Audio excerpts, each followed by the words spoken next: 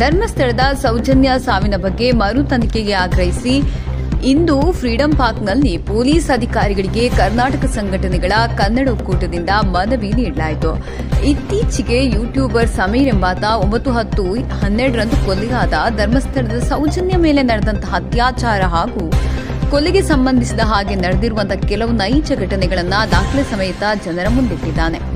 ಆತ ವಿಡಿಯೋದಲ್ಲಿ ಹೇಳಿರುವ ಆ ಗಣ್ಯ ವ್ಯಕ್ತಿಗಳನ್ನು ಹಾಗೂ ಸೌಜನ್ಯ ಕೇಸನ್ನ ದಿಕ್ಕು ತಪ್ಪಿಸಲು ಶ್ರಮಿಸಿದ ಆಗಿನ ಪೊಲೀಸ್ ಅಧಿಕಾರಿಗಳಾದ ಎಸ್ಪಿ, ಡಿವೈಎಸ್ಪಿ, ಪಿಎಸ್ಐ, ಎಸ್ಐ ಹಾಗೂ ಶವ ಪರೀಕ್ಷೆ ಮಾಡಿದ ವೈದ್ಯಾಧಿಕಾರಿಗಳನ್ನು ತನಿಖೆಗೆ ಒಳಪಡಿಸಲು ಕೋರ್ಟ್ ಆದೇಶವಿದ್ದರೂ ಇದುವರೆಗೂ ಸರ್ಕಾರ ಅದನ್ನು ಪಾಲಿಸದೇ ಇರುವುದರ ವಿರುದ್ಧ ಹಾಗೂ ಸೌಜನ್ಯ ಸಾವಿನ ಬಗ್ಗೆ ಮರು ತನಿಖೆಗೆ ಆಗ್ರಹಿಸಿ ದಿನಾಂಕ 12/3/25ರಂದು ಬುಧವಾರ 11:30ಕ್ಕೆ ಫ್ರೀಡಂ ಪಾರ್ಕ್ನಲ್ಲಿ ಕರ್ನಾಟಕ ಸಂಘಟನೆಗಳ ಕನ್ನಡ ಒಕ್ಕೂಟವು ಅನೇಕ ಕನ್ನಡ ಪರ, ರೈತ ಪರ, ದಲಿತ ಪರ, ಚಾಲಕ ಪರ, ಮಹಿಳಾ ಪರ, ಕಾರ್ಮಿಕ ಪರ, ಸೌಜನ್ಯ ಪರ ಹೋರಾಟ ಮಾಡಿದ ಹಲವಾರು ಸಂಘಟನೆಗಳ ಸಹಕಾರದೊಂದಿಗೆ ಹಾಗೂ ಅನೇಕ ಒಕ್ಕೂಟಗಳ ಬೆಂಬಲದೊಂದಿಗೆ ಮತ್ತು ಹಿರಿಯ ಪ್ರಗತಿಪರ ಚಿಂತಕರ ಆಶೀರ್ವಾದದೊಂದಿಗೆ ಮಾನ್ಯ ಮುಖ್ಯಮಂತ್ರಿಗಳಿಗೆ ಮನವಿ ನೀಡಲಾಯಿತು.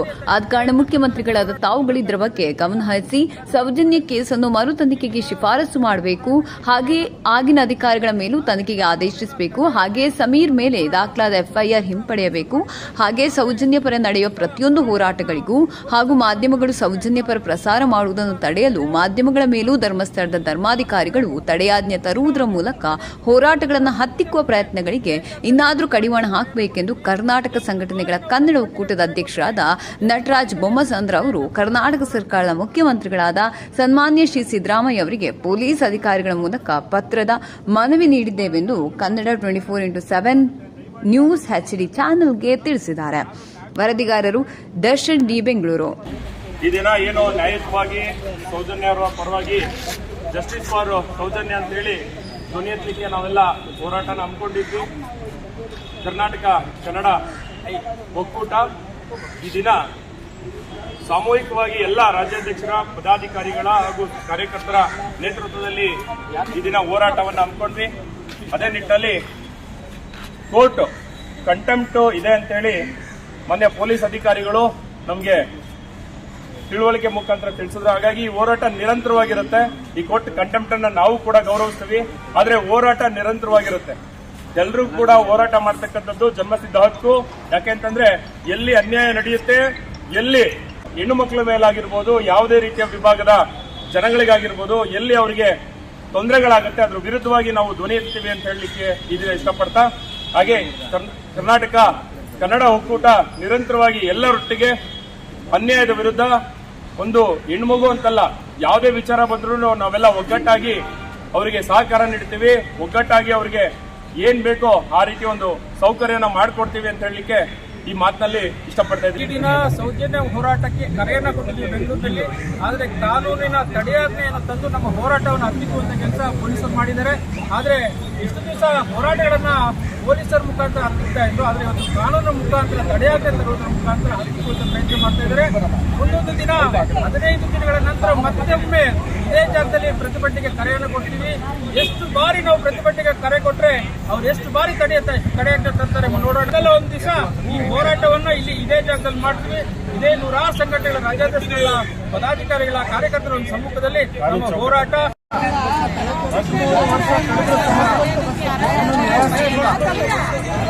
ಹಾಗಾಗಿ ನಾವೆಲ್ಲ ಹೋರಾಟಗಾರರು ಇವತ್ತು ಹೋರಾಟ ಮಾಡೋಣ ಅಂತ ಅನ್ಕೊಂಡು ಫ್ರೀಡಂ ಪಾರ್ಕ್ ಹೋರಾಟವನ್ನ ನಾವು ಯಾವ ರೀತಿ ಅಂತ ಅಂದ್ರೆ ಸರ್ಕಾರವನ್ನ ಒತ್ತಾಯಿಸುವ ನಿಟ್ಟಿನಲ್ಲಿ ಮತ್ತೆ ಇವರಿಗೆ ನ್ಯಾಯ ಸಿಗಬೇಕು, ಸೌಜನ್ಯ ಕೇಸ್ನಲ್ಲಿ ನ್ಯಾಯ ಸಿಗಬೇಕು, ಆ ಪೋಷಕ ಕುಟುಂಬಕ್ಕೆ ಒಂದು ನೆಮ್ಮದಿ ಸಿಗಬೇಕು ಅನ್ನೋ ನಿಟ್ಟಿನಲ್ಲಿ ನಾವೆಲ್ಲ ಕನ್ನಡ ಪರ ಹೋರಾಟಗಾರರು ಸರ್ಕಾರವನ್ನು ಒತ್ತಾಯಿಸ್ತೀವಿ. ಯಾಕೆಂತಂದ್ರೆ ಇವತ್ತು ಹೆಣ್ಮಕ್ಳು ಬೀದಿಲಿ ಓಡಾಡೋದೇ ಕಷ್ಟ ಆಗ್ಬಿಟ್ಟೈತೆ, ಕಾಲೇಜ್ಗೆ ಹೋಗೋದು ಕಷ್ಟ ಆಗ್ಬಿಟ್ಟೈತೆ, ಸ್ಕೂಲ್ಗೆ ಹೋಗಿ ಬರೋದೇ ಕಷ್ಟ ಆಗ್ಬಿಟ್ಟದೆ. ಹಾಗಾಗಿ ಇಂತಹ ಬಡ ಕುಟುಂಬದ ಹೆಣ್ಣುಮಕ್ಕಳಿಗೆ ಆಗಿರ್ತಕ್ಕಂಥ ಅನ್ಯಾಯವನ್ನ ಖಂಡಿಸ್ತೀವಿ. ಶೀಘ್ರದಲ್ಲಿ ನ್ಯಾಯ ಸಿಗಬೇಕು, ತ್ವರಿತಗತಿಯಲ್ಲಿ ನ್ಯಾಯ ಸಿಗಬೇಕು ಅನ್ನೋ ನಿಟ್ಟಿನಲ್ಲಿ ನಾವೆಲ್ಲ ಸೌಜನ್ಯಳ ಕುಟುಂಬದ ಪರವಾಗಿ ನಿಲ್ತೀವಿ. ಸೌಜನ್ಯಳ ಪರವಾಗಿ ನಿಲ್ಲುವಂತ ಒಂದು ಕೆಲಸವನ್ನ ಮಾಡ್ತೀವಿ. ನಾವು ಸಹ ಕಾನೂನಿನ ಹೋರಾಟವನ್ನ ಮಾಡಲಿಕ್ಕೂ ಸಹ ತಯಾರಾಗ್ತೀವಿ. ಯಾವ ಉದ್ದೇಶದಲ್ಲಿ? ಹೌದು, ನ್ಯಾಯಾಲಯದ ಒಂದು ಆದೇಶಕ್ಕೆ ಗೌರವ ಕೊಡುವ ಮುಖೇನವಾಗಿ ನಮ್ಮ ಹೋರಾಟವನ್ನ ಇವತ್ತು ನಾವು ಹಿಂಪಡಿತಾ ಇದ್ದೀವಿ.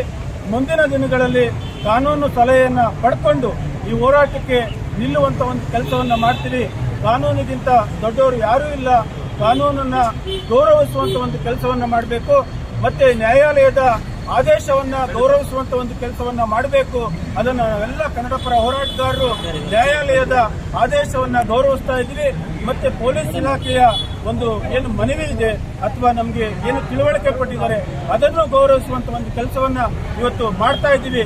ಮುಂದಿನ ದಿನಗಳಲ್ಲಿ ಕಾನೂನು ಸಲಹೆಯ ಮೇರೆಗೆ, ಯಾಕೆಂದ್ರೆ ಇದಕ್ಕೆ ನಾವು ಕಾನೂನನ್ನ ಮೊರೆ ಹೋಗಬೇಕಾಗ್ತದೆ. ಇಲ್ಲಿ ಏನಾಗಿದೆ, ಯಾವ ರೀತಿ ಆದೇಶ ಬಂದಿದೆ, ಅದು ಸೌಜನ್ಯಳ ಪರವಾಗಿದೆಯೋ ಸೌಜನ್ಯಳ ವಿರುದ್ಧವಾಗಿದೆಯೋ ಅನ್ನೋ ಒಂದು ಅಂಶವನ್ನ ತಿಳಿದುಕೊಂಡು ಅವರ ಕುಟುಂಬದ ಪರವಾಗಿ ನಾವೆಲ್ಲ ಕನ್ನಡ ಪರ ಹೋರಾಟಗಾರರು ಇಡೀ ರಾಜ್ಯ ಸೌಜನ್ಯಳ ಪರವಾಗಿ ಇರ್ತದೆ ಅಂತ ಹೇಳಲಿಕ್ಕೆ ಇಷ್ಟಪಡ್ತೀನಿ. ಇವತ್ತು ಆ ಹಸಿ ಕೂಸು ಆ ಮಗು ಇನ್ನೂ ಒಂದು ಏನು ಅಚೀವ್ ಮಾಡಬೇಕಿತ್ತು ಅಂತ ಹೆಣ್ಣು ಮಗುನ ಕ್ರೂರವಾಗಿ ಅತ್ಯಾಚಾರ ಮಾಡಿದ್ದಾರೆ. ಅವರಿಗೆ ಕ್ರೂರವಾಗಿ ಅತ್ಯಾಚಾರ ಮಾಡಿದ್ದಾರೆ ಅಂತ ಹೆಣ್ಮಗುಗೆ ಇನ್ನೂ ನ್ಯಾಯ ಸಿಗಿಲ್ಲ. ಇವತ್ತು ನಾವು ಹೋರಾಟಕ್ಕಿಂತ ಬಂದ್ವಿ. ಆದರೆ ಕಾನೂನು ಪ್ರಕಾರ ಏನು ಹೇಳಿದಾರೋ ಆ ರೀತಿ ನಾವು ಹೋರಾಟವನ್ನ ನಿಲ್ಲಿಸಿದೀವಿ. ಆದ್ರೂ ಒಂದು ಹೆಣ್ಮಗುಗೆ ನ್ಯಾಯ ಸಿಗೋವರೆಗೂ ನಾವು ಹೋರಾಟ ಮಾಡ್ತಾನೆ ಇರ್ತೀವಿ. ಬಟ್ ಏನು ಸೌಜನ್ಯ ಅಂತಲ್ಲ, ಯಾವುದೇ ಹೆಣ್ಮಗಳು ಅತ್ಯಾಚಾರ ಆದ್ರೂ ನಮ್ಮ ಹೋರಾಟಗಾರರು ನಿರಂತರವಾಗಿ ಇರ್ತೀವಿ. ಇವತ್ತು ಸೌಜನ್ಯ ಅವ್ರ ಮನೆ ಮಗಳು ಮಾತ್ರ ಅಲ್ಲ, ನಮ್ಮ ಎಲ್ಲರ ಮನೆ ಮಗಳು ಅವಳಿಗೆ ನ್ಯಾಯ ಸಿಗೋವರೆಗೂ ನಾವು ನಿರಂತರವಾಗಿ ಹೋರಾಟ ಮಾಡಿದ್ವಿ. ಇನ್ನು ಬೃಹತ್ ಮಟ್ಟದಲ್ಲಿ ನ್ಯಾಯಯುತವಾಗಿಯೇ ಹೋರಾಟ ಮಾಡಕ್ಕೆ ನಾವು ಯಾವತ್ತೂ ಎದುರಲ್ಲ ಅಂತ ಈ ಮುಖಪರ ಸಂಘಟನೆಗಳು ಎಲ್ಲರೂ ಸೇರಿ ಈ ದಿನ ಒಂದು ಬೆಂಗಳೂರಿನ ಫ್ರೀಡಂ ಪಾರ್ಕ್ ಅಲ್ಲಿ ಹೋರಾಟ ಇಟ್ಕೊಂಡಿದ್ವಿ. ಆದ್ರೆ ಎಲ್ಲರೂ ಬಂದ್ವಿ. ಆದ್ರೆ ಹೋರಾಟಕ್ಕೆ ನಮಗೆ ಪರ್ಮಿಷನ್ ಇಲ್ಲದೆ ಇರೋ ಕಾರಣ ಇಲ್ಲಿ ನಮ್ಗೆ ಅವಕಾಶ ಕೊಡ್ಲಿಲ್ಲ. ಅದರಿಂದ ಇಲ್ಲೇ ನಿಂತಿದ್ದೀವಿ. ಈಗ ಪೊಲೀಸ್ನವ್ರು ಹೇಳೋ ಮುಖಾಂತರ ನೀವು ಹೋರಾಟ ಮಾಡಂಗಿಲ್ಲ ಅಂದ್ರು ನಾವು ಕಾನೂನುಬದ್ಧವಾಗಿ ನಾವು ಹೋರಾಟ ಮಾಡೋದ್ರಿಂದ ನ್ಯಾಯಾಲಯದ ಒಂದು ಏನು ಕೊಟ್ಟಿದ್ದಾರೆ ಅದಕ್ಕೆ ನಾವು ತಲೆಬಾಗಿ ನಾವು ಈ ಹೋರಾಟನ ಇಲ್ಲಿಗೆ ಕೈ ಬಿಡ್ತಾ ಇದ್ದೀವಿ. ಅದ್ರ ಮುಂದೆ ಸೌಜನ್ಯ ವಿಚಾರವಾಗಿ ಕೊನೆ ತನಕ ಅವರು ಆ ಹುಡುಗಿಗೆ ಒಂದು ನ್ಯಾಯ ಸಿಗೋ ತನಕ ಇಡೀ ಕರ್ನಾಟಕದವರು ಕೂಡ ನಿಲ್ತಾರೆ. ಹಾಗೆ ನಾವು ನಿಲ್ತೀವಿ, ನೀವೆಲ್ಲರೂ ಬೆಂಬಲಿಸ್ತೀರಾ ಅಂತ ನಾನು ಈ ಮೂಲಕ ಇಡೀ ದೇಶಕ್ಕೆ, ಇಡೀ ಕಾನೂನು ವ್ಯವಸ್ಥೆಗೆ, ಇಡೀ ಇಲಾಖೆಗಳಿಗೆ ಎಲ್ಲದಕ್ಕೂ ಸರ್ಕಾರಕ್ಕೆ ಕಪ್ಪು ಚುಕ್ಕೆ ಇದು. ಯಾವ ಗೊತ್ತಿದೆಯಾ? ಇದು ಕಪ್ಪು ಚುಕ್ಕಿ. ನಾವೀಗ ಕೇಳ್ತಾ ಇರೋದು ಹೌದು ಸೌಜನ್ಯ ಅಂತ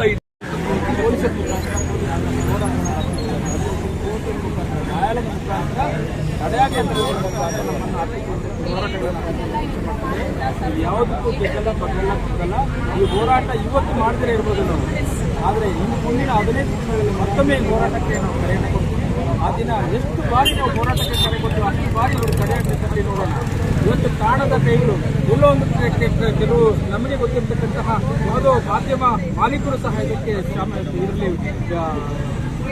ಜೊತೆಗೂಡಿದ್ದಾರೆ ಎಂಬಂತಹ ಮಾಹಿತಿ ಒಂದಿಷ್ಟು ಅಪ್ಲೋಡ್ ಮಾಡಬೇಕು. ಎಲ್ಲ ಸಂಘಟನೆಗಳು ಹೌದು ಈ ಕೇಸ್ ಈ ರೀತಿ ಆಗಿದೆ. ಈಗ ಒಂದಿಷ್ಟು ಈ ಕೇಸ್ಗೆ ಮರು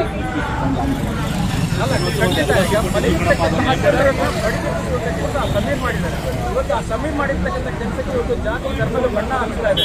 ನಮಗೆ ಬೇಕಾಗಿರೋದು ಹೆಣ್ಣುಮಗುಗೆ ಒಂದು ನ್ಯಾಯ ಸಿಗಬೇಕು, ಆ ಸಾವಿಗೆ ಒಂದು ನ್ಯಾಯ ಸಿಗಬೇಕು. ಆ ನಿಟ್ಟಿನಲ್ಲಿ ಇವತ್ತು ಸಮೀರ್ ಎಂಬ ಆತ ಒಂದು ಕೊಲೆ ಹೇಳಿದ್ದಾನೆ.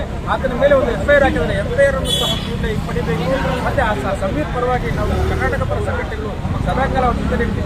ಹಾಗೆ ಸಾವಿಗೆ ನ್ಯಾಯ ಸಿಗುವವರೆಗೂ ಈ ಹೋರಾಟ ನಿರಂತರವಾಗಿ ಬೆಂಗಳೂರಿನಲ್ಲಿ ಕರ್ನಾಟಕ ಸಂಘಟನೆ ಕನ್ನಡ ಒಕ್ಕೂಟ ಹಲವಾರು ಸಂಘಟನೆಗಳನ್ನು ಕೂಡಿ ಮುಂದಿನ ದೊಡ್ಡ ಮಟ್ಟದ ಹೋರಾಟಕ್ಕೆ ನಾವು ಕೈ ಹಾಕ್ತೇವೆ.